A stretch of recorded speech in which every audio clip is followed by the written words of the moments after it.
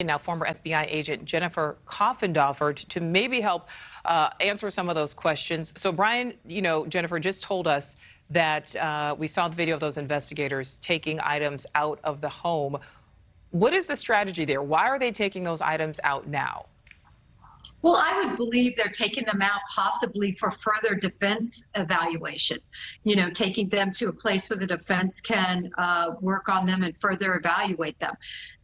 Nothing about this crime scene throughout has made a lot of sense, from when they first removed the items that belonged to the victims and the individuals in that house to when they released it knowing they had a suspect. It made sense if there was no suspect and no foreseeable suspect.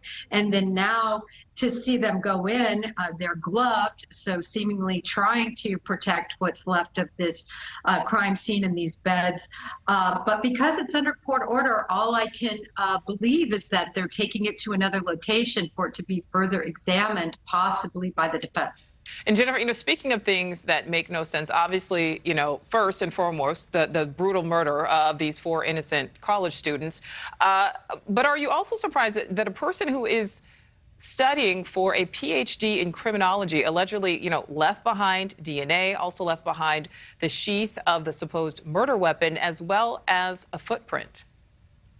Well, a lot of people who are extremely book smart and make amazing grades and find their way to be great writers and studiers don't have common sense. And I think we're seeing that case here. His common sense went out the window in this case, driving his own car, bringing his phone, then turning it off during the crime, then turning it back on. I believe the sheath was not purposefully left, but rather in the frenzy of everything going on, fell off his belt. It was just really a comedy of error after error. And last question for you, Jennifer. There's a lot of focus, on that information we learned in the unsealed affidavit yesterday. One of the surviving roommates saw this black-clad figure walk past her and then out of the home. What was your reaction to that? Well, my reaction to that, based on not only personal experience, unfortunately, but also teaching this, and when people are in a situation where they're facing high stress and trauma, and in her case, possibly completely fearing for her life. She has an unknown figure all masked up. She had heard reports of somebody being in the house from Kaylee, I believe. So I think she completely froze in fear, which is a very usual response when something like this happens and you're in this grave fear, and that she receded into her bedroom and possibly passed out.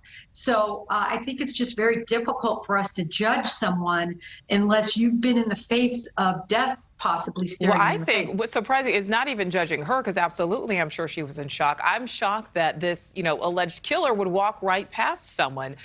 That's kind of what seems amazing to me. Right. So if we look at as an example, Ted Bundy, who committed horrible crimes in the sorority house, he left many victims, walked right past their rooms. He only attacked 4, I believe 2 died. So this is not unheard of. I believe it would have taken a lot of force, strength, power, exhilaration to kill these 4 individuals. A lot of things were going wrong. The dog was barking, I'm sure, as he visualized things. Didn't expect the blood splatter, the noises. So I think it was time for him to leave, he felt. Yeah, and we are happy, of course, that people did survive. Former FBI agent Jennifer Coffindaffer, thank you so much for your time. Thank you for watching. Go to newsnationnow.com to find NewsNation on your television provider. And don't forget to click the red subscribe button below to get more of NewsNation's fact-driven, unbiased coverage.